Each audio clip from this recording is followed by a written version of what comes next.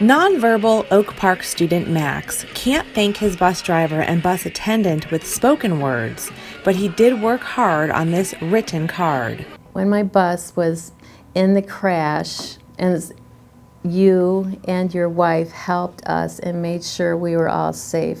Dan and Chris Dunn moved to Sarasota from Illinois 2 years ago to be closer to Dan's mom.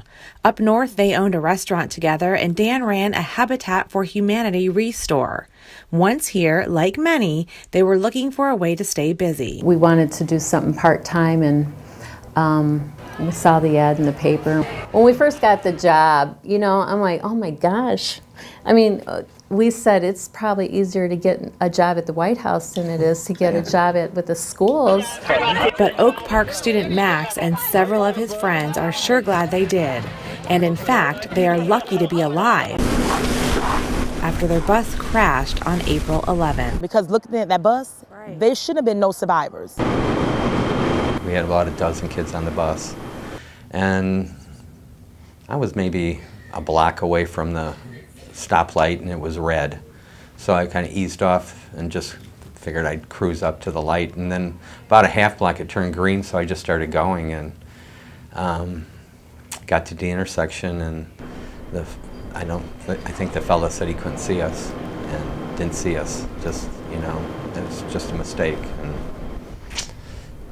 I couldn't do anything. He just turned right at the intersection, and it just was like an explosion on the bus when it happened. It was like a bomb went off. My immediate reaction was, oh my gosh, please don't let any of my kids be hurt extensively. And I really started thinking and praying to myself, I hope that there are no white sheets on the ground. With the front of the bus completely gone, a gaping hole in the floorboard, and his wife bleeding on the ground, bus driver Dan Dunn said he was surprised to be alive. After I realized that I was still here, I looked around, and she was laying on the floor, and she looked up, and Chris was on the floor, and the blood was rushing down her face, and the first thing she said was, because the smoke was just filling the bus, and we said, we just have to get these kids. She said, get these kids off the bus now. I guess because I'm a mama, I mean, your kids come first, right? Mm-hmm.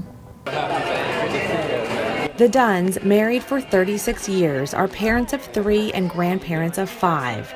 They got every single student off the bus and safely into the hands of helpful neighbors and first responders outside. I saw the bus driver being pulled out on the stretcher, but he was conscious. I didn't see where his wife was, and then I looked to my left and immediately said all of my kids were on the grassy area with people who I didn't know, but they were trying to comfort them. One of those students was Annabella Burns. I think they're heroes because they helped and they do everything. I felt very fortunate that everyone was so prepared. The bus driver and attendant were able to open the back door and get the kids off the bus quickly. They got the clear message they needed to vacate the bus. So they all went out the back door and got to the curb safely if the bus was on fire. Even though they were hurt in the accident, to know that they were able to still attend to the needs of the kids, they were heroes in my eyes. I don't feel like a hero. How about you, Dan? Didn't even think about it. You just wanted to help the kids. You really get attached to them, and they were crying, bleeding. It makes you just want to, just thinking about them. I don't know. I told my daughter this morning, I said, I haven't even thought about the accident, because I said, I don't know if it's perfectionism or what, but I didn't want to think about what I could have done better or what I should have done. You guys feeling okay?